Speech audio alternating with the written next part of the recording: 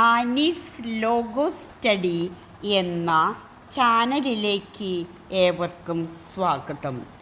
ദൈവ തിരുനാമത്തിന് സ്തുതി.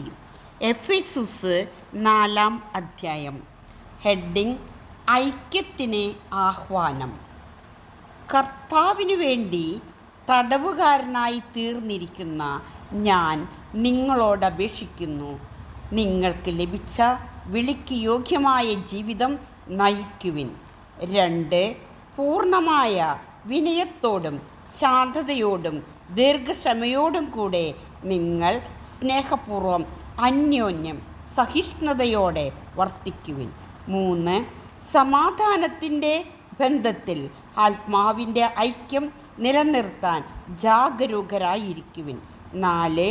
ഒരേ പ്രത്യാശയിൽ നിങ്ങൾ വിളിക്കപ്പെട്ടതുപോലെ ഒരു ശരീരവും ഒരു ആത്മാവുമാണ് ഉള്ളത്. 5. ഒരു കർത്താവും ഒരു വിശ്വാസവും ഒരു ജ്ഞാനസ്നാനവുമേ ഉള്ളൂ. 6. സകലതിലും ഉപരിയും സകലതിലൂടെയും സകലതിലും വർത്തിക്കുന്നവനും നമ്മുടെ എല്ലാം പിതാവുമായ ദൈവം ഒരുവൻ മാത്രം. 2-ാമത്തെ സബ് ഹെഡിങ്: കൃപാവരങ്ങളുടെ വൈവിധ്യം.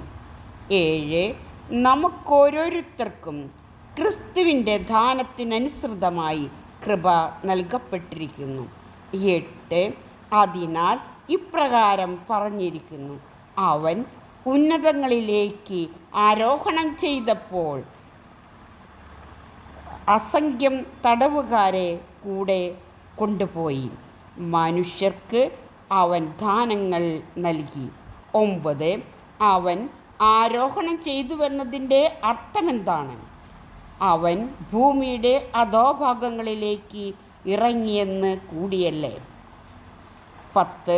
ഇറങ്ങിയവൻ തന്നെയാണ് എല്ലാ വസ്തുക്കളെയും പൂരിതമാക്കാൻ വേണ്ടി എല്ലാ സ്വർഗങ്ങൾക്കും ഉപരി ആരോഹണം ചെയ്തവനും. 11. അവൻ ചിലർക്ക് അപ്പോസ്തലന്മാരും പ്രവാചകന്മാരും സുവിശേഷ പ്രഘോഷകന്മാരും ഇടയന്മാരും പ്രബോധകന്മാരും മറ്റും ആകാൻ വരം നൽകി. 12. ഇത് വിശുദ്ധരെ പരിപൂർണരാക്കുന്നതിനും ശുശ്രൂഷയുടെ ജോലി ചെയ്യുന്നതിനും ക്രിസ്തുവിൻ്റെ ശരീരത്തെ പണിതുയർത്തുന്നതിനും വേണ്ടിയാണ്. 13. വിശ്വാസത്തിൻ്റെ ഐക്യത്തിലും ദൈവപുത്രനെക്കുറിച്ചുള്ള പൂർണ്ണ ജ്ഞാനത്തിലും എല്ലാവരും എത്തിച്ചേരുകയും ക്രിസ്തുവിൻ്റെ പരിപൂർണതയുടെ അളവനുസരിച്ച് പക്വതയാർന്ന മനുഷ്യരാവുകയും ചെയ്യുന്നതുവരെ ഇത് തുടരേണ്ടിയിരിക്കുന്നു. 14. നാം ഇനിമേൽ തെറ്റിൻ്റെ വഞ്ചനയിൽപ്പെടുത്താൻ മനുഷ്യർ കൗശലപൂർവ്വം നൽകുന്ന വക്രതയാർന്ന ഉപദേശങ്ങളുടെ കാറ്റിൽ ആടിയുലയുകയും തൂത്തെറിയപ്പെടുകയും ചെയ്യുന്ന ശിശുക്കളാകരുത്. 15. പ്രത്യുത സ്നേഹത്തിൽ സത്യം പറഞ്ഞുകൊണ്ട് ശിരസ്സായ ക്രിസ്തുവിലേക്ക് എല്ലാവിധത്തിലും നാം വളരേണ്ടിയിരിക്കുന്നു. 16. അവൻ വഴി ശരീരം മുഴുവൻ ഓരോ സന്ധിബന്ധവും അതതിൻ്റെ ജോലി നിർവഹിക്കത്തക്ക വിധം സമന്വയിക്കപ്പെട്ട് വളരുകയും സ്നേഹത്തിൽ രൂപപ്പെടുകയും ചെയ്യുന്നു. 3-ാമത്തെ സബ് ഹെഡിങ്: ക്രിസ്തുവിൽ നവജീവിതം. 17. കർത്താവിൽ ഞാൻ നിങ്ങളോട് ഉറപ്പിച്ച് പറയുകയും സാക്ഷ്യപ്പെടുത്തുകയും ചെയ്യുന്നു, നിങ്ങൾ ഇനിയൊരിക്കലും വ്യർത്ഥ ചിന്തയിൽ കഴിയുന്ന വിജാതീയരെ പോലെ ജീവിക്കരുത്. 18. ഹൃദയകാഠിന്യം നിമിത്തം അജ്ഞത ബാധിച്ച അവർ ബുദ്ധിയിൽ അന്ധകാരം നിറഞ്ഞ് ദൈവത്തിൻ്റെ ജീവനിൽ നിന്ന് അകറ്റപ്പെട്ടിരിക്കുന്നു. 19. അവർ മനസ്സ് മരവിച്ച് ഭോഗാസക്തിക്ക് തങ്ങളെ തന്നെ സമർപ്പിച്ചു, എല്ലാത്തരം അശുദ്ധികളിലും ആവേശത്തോടെ മുഴുകി. 20. പക്ഷേ ഇതല്ല നിങ്ങൾ ക്രിസ്തുവിൽ നിന്ന് പഠിച്ചത്. 21. നിങ്ങൾ യേശുവിനെക്കുറിച്ച് കേൾക്കുകയും സത്യം തന്നിലായിരിക്കുന്നത് പോലെ തന്നെ അവൻ നിങ്ങളെ പഠിപ്പിക്കുകയും ചെയ്തിട്ടുണ്ടല്ലോ. 22. നിങ്ങളുടെ പഴയ ജീവിത രീതിയിൽ നിന്ന് രൂപം കൊണ്ട വഞ്ചന നിറഞ്ഞ ആസക്തികളാൽ കലുഷിതനായ പഴയ മനുഷ്യനെ ദൂരെ എറിയുവിൻ. 23 നിങ്ങൾ മനസ്സിൻ്റെ ചൈതന്യത്തിൽ നവീകരിക്കപ്പെടട്ടെ. 24 യഥാർത്ഥമായ വിശുദ്ധിയിലും നീതിയിലും ദൈവത്തിൻ്റെ സാദൃശ്യത്തിൽ സൃഷ്ടിക്കപ്പെട്ട പുതിയ മനുഷ്യനെ നിങ്ങൾ ധരിക്കുവിൻ. ലാസ്റ്റ് സബ് ഹെഡിങ് വർജിക്കേണ്ട തിന്മകൾ. 25 അതിനാൽ വ്യാജം വെടിഞ്ഞ് എല്ലാവരും തങ്ങളുടെ അയൽക്കാരോട് സത്യം സംസാരിക്കണം, കാരണം നാം ഒരേ ശരീരത്തിൻ്റെ അവയവങ്ങളാണ്. 26 കോപിക്കാം, എന്നാൽ പാപം ചെയ്യരുത്. നിങ്ങളുടെ കോപം സൂര്യൻ അസ്തമിക്കുന്നതുവരെ നീണ്ടു പോകാതിരിക്കട്ടെ. 27 സാത്താന് നിങ്ങൾ അവസരം കൊടുക്കരുത്. 28 മോഷ്ടാവ് ഇനിമേൽ മോഷ്ടിക്കരുത്. അവൻ ഇല്ലാത്തവരുമായി പങ്കുവയ്ക്കാൻ എന്തെങ്കിലും സമ്പാദിക്കുന്നതിനു വേണ്ടി സ്വന്തം കൈകൾ കൊണ്ട് മാന്യമായ ജോലി ചെയ്യട്ടെ. 29 നിങ്ങളുടെ അധരങ്ങളിൽ നിന്ന് തിന്മയുടെ വാക്കുകൾ പുറപ്പെടാതിരിക്കട്ടെ. കേൾവിക്കാർക്ക് ആത്മീയ ചൈതന്യം പ്രദാനം ചെയ്യുന്നതിനായി അവരുടെ ഉന്നതിക്കുതകും വിധം നല്ല കാര്യങ്ങൾ സന്ദർഭമനുസരിച്ച് സംസാരിക്കുവിൻ. 30 രക്ഷയുടെ ദിനത്തിനു വേണ്ടി നിങ്ങളെ മുദ്രിതരാക്കിയ ദൈവത്തിൻ്റെ പരിശുദ്ധാത്മാവിനെ വേദനിപ്പിക്കരുത്. 31 സകല വിദ്വേഷവും ക്ഷോഭവും ക്രോധവും അട്ടഹാസവും ദൂഷണവും എല്ലാ തിന്മകളോടും കൂടെ നിങ്ങൾ ഉപേക്ഷിക്കുവിൻ. 32 ദൈവം ക്രിസ്തു വഴി നിങ്ങളോട് ക്ഷമിച്ചതുപോലെ നിങ്ങളും പരസ്പരം ക്ഷമിച്ചും കരുണ കാണിച്ചും ഹൃദയാർദ്രതയോടെ പെരുമാറുവിൻ. അടുത്തതായി ഇതിലെ ചോദ്യോത്തരങ്ങൾ.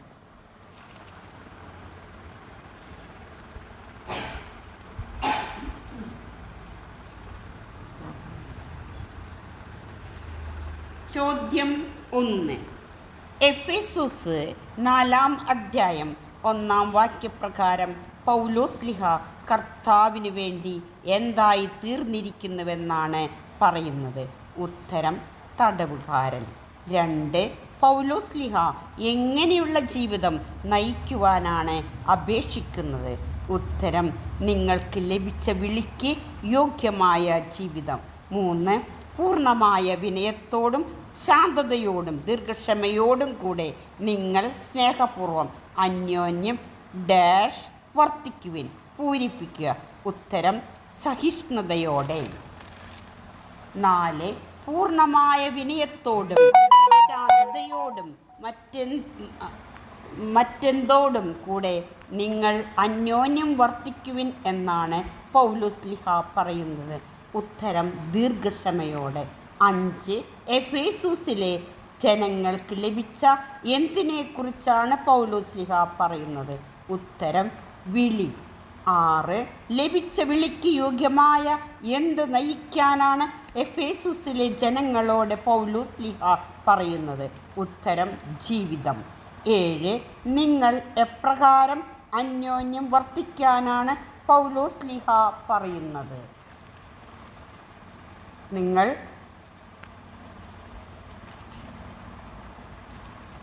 8. നിങ്ങൾ എന്തിൻ്റെ ഐക്യം നിലനിർത്താൻ ജാഗരൂകരായിരിക്കുമെന്നാണ് പൗലോസ്ലിഹ ഓർമ്മപ്പെടുത്തുന്നത്? ഉത്തരം ആത്മാവിൻ്റെ. 9. നിങ്ങൾ ഡാഷിൻ്റെ ബന്ധത്തിൽ ആത്മാവിൻ്റെ ഐക്യം നിലനിർത്താൻ ജാഗരൂകരായിരിക്കുവിൻ എന്നാണ് എഫേസുസ്കാർക്ക് എഴുതിയ അധ്യായം 4-ൽ 3-ാം വാക്യപ്രകാരം പറയുന്നത്. ഉത്തരം സമാധാനത്തിൻ്റെ. 10. ഒരേ പ്രത്യാശയിൽ നിങ്ങൾ വിളിക്കപ്പെട്ടതുപോലെ ഒരു ആത്മാവുമാണ് ഉള്ളത്. ഉത്തരം ഒരേ ശരീരം. 11. ഒരേ എന്തിൽ നിങ്ങൾ വിളിക്കപ്പെട്ടതുപോലെ ഒരു ശരീരവും ആത്മാവുമാണ് ഉള്ളത്. ഉത്തരം പ്രത്യാശയിൽ. 12. എഫേസുസ് 4-ാം അധ്യായം 5-ാം വാക്യപ്രകാരം നിങ്ങൾക്ക് ഒരേപോലെയുള്ളതായി പൗലോസ്ലിഹ എത്ര കാര്യങ്ങളാണ് പറയുന്നത്? ഉത്തരം 3 കാര്യങ്ങൾ. 13. നിങ്ങൾക്ക് ഒരേപോലെയുള്ളതായി പൗലോസ്ലിഹ പറയുന്ന ഒന്നാമത്തെ കാര്യം ഏത്? ഉത്തരം ഒരു കർത്താവ്. 14. നിങ്ങൾക്ക് ഒരേപോലെയുള്ളതായി പൗലോസ്ലിഹ പറയുന്ന രണ്ടാമത്തെ കാര്യം ഏത്? ഉത്തരം ഒരു വിശ്വാസം. 15. നിങ്ങൾക്ക് ഒരേപോലെയുള്ളതായി പൗലോസ്ലീഹ പറയുന്ന മൂന്നാമത്തെ കാര്യമേത്? ഉത്തരം ഒരു ജ്ഞാനസ്നാനം. 16. എഫേസുസ് 4 അധ്യായം 6 വാക്യപ്രകാരം നമ്മുടെ എല്ലാം ആരും ഒരുവൻ മാത്രം എന്നാണ് പൗലോസ്ലീഹ പറയുന്നത്. ഉത്തരം ദൈവം. 17. എഫേസുസ് 4 അധ്യായം 6 വാക്യപ്രകാരം ദൈവത്തെ പ്രകാരമാണ് വിശേഷിപ്പിച്ചിരിക്കുന്നത്. ഉത്തരം പിതാവ്. 18. എഫേസുസ് 4 അധ്യായത്തിലെ രണ്ടാമത്തെ ശീർഷകം ഏത്? ഉത്തരം കൃപാവരങ്ങളുടെ വൈവിധ്യം.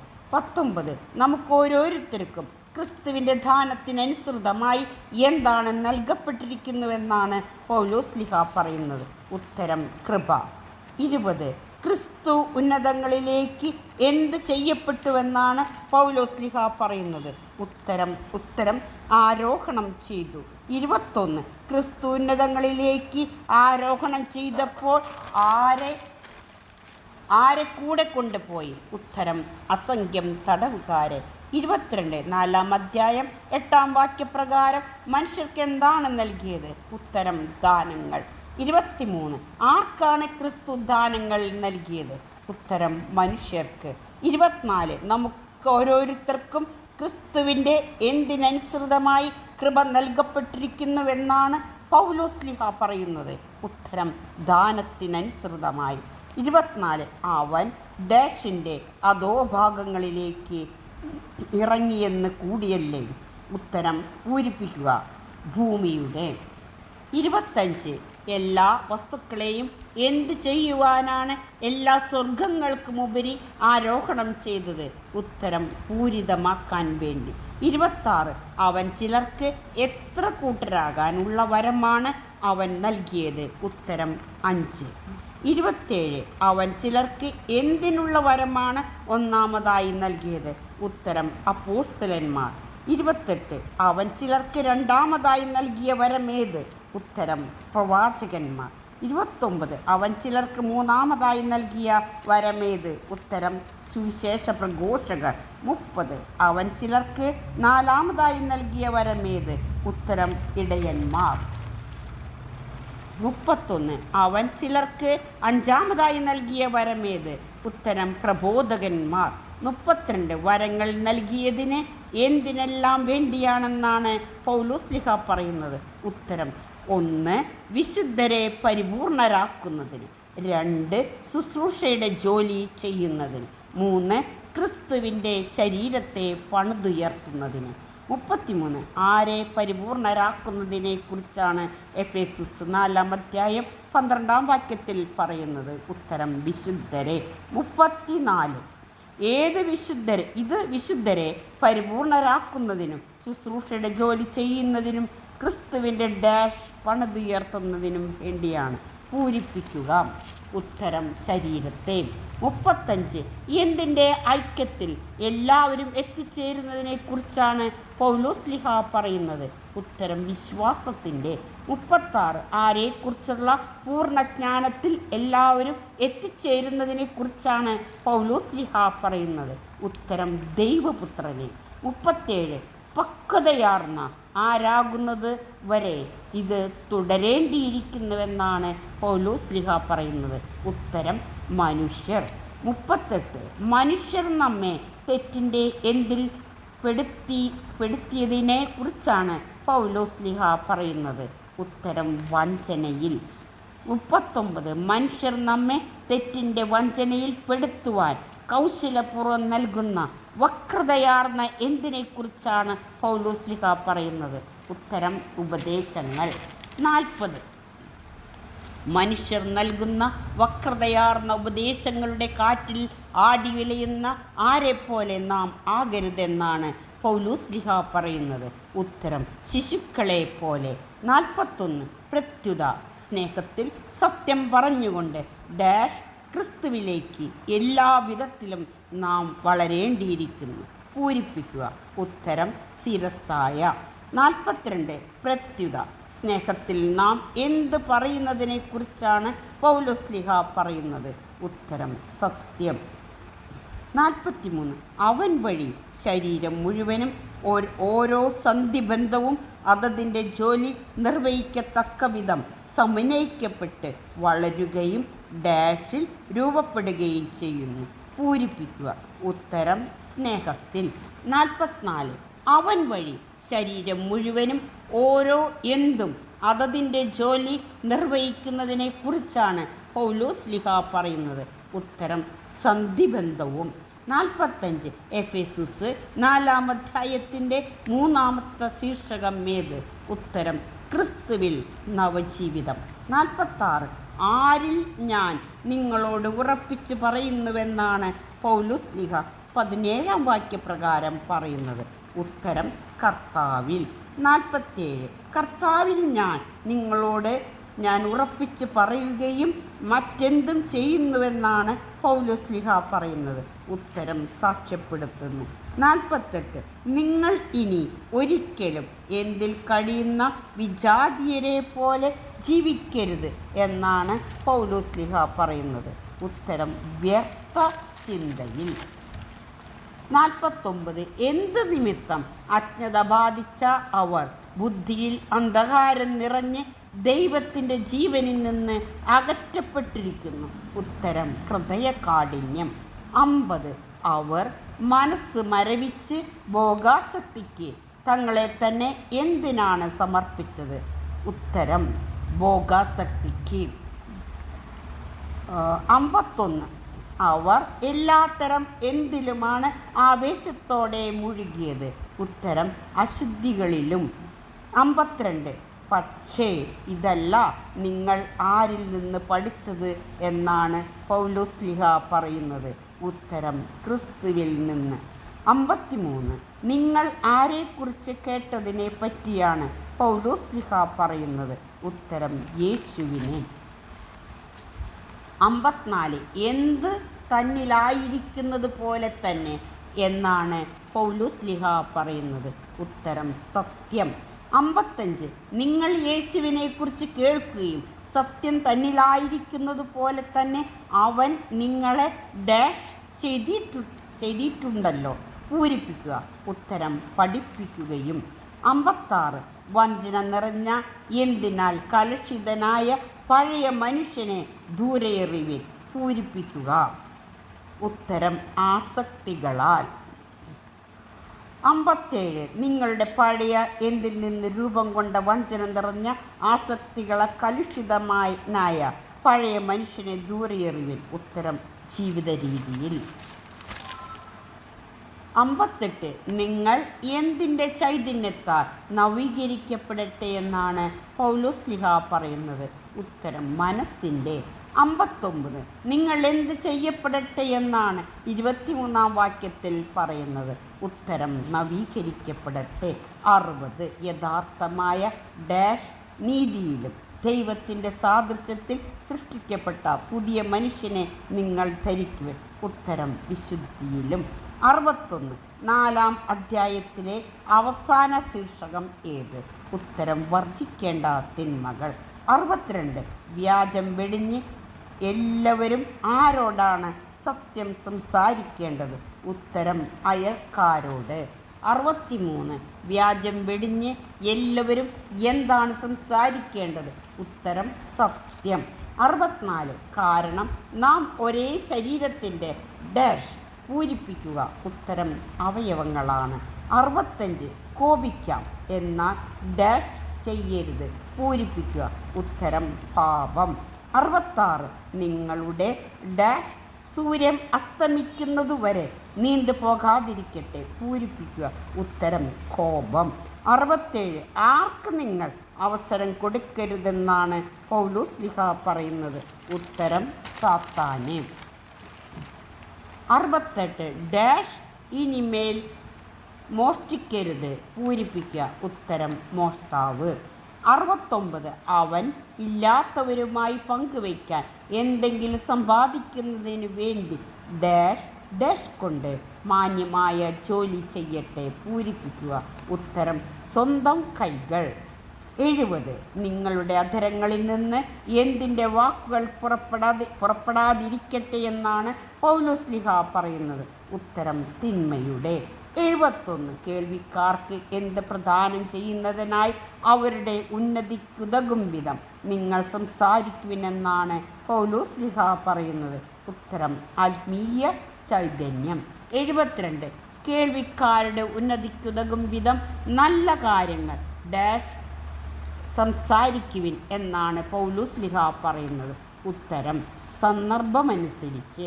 73 നിങ്ങൾ ആരെ വേദനിപ്പിക്കരുതെന്നാണ് പൗലോസ് ശ്ലീഹ പറയുന്നത്. ഉത്തരം ദൈവത്തിൻ്റെ പരിശുദ്ധാത്മാവിനെ. 74 ഏത് ദിനത്തിനു വേണ്ടി നിങ്ങളെ മുദ്രിതരാക്കിയ പരിശുദ്ധാത്മാവിനെ വേദനിപ്പിക്കരുതെന്നാണ് പൗലോസ് ശ്ലീഹ പറയുന്നത്. ഉത്തരം രക്ഷയുടെ ദിനത്തിനു വേണ്ടി. 75 എത്ര കാര്യങ്ങളാണ് എല്ലാ തിന്മകളോടും കൂടെ നിങ്ങൾ ഉപേക്ഷിക്കുവിനെന്ന് പൗലോസ് ശ്ലീഹ പറയുന്നത്. ഉത്തരം 5 കാര്യങ്ങൾ. എല്ലാവർക്കും നന്ദി. ഈ വീഡിയോ ഇഷ്ടപ്പെട്ടാൽ സബ്സ്ക്രൈബ് ചെയ്യുമല്ലോ.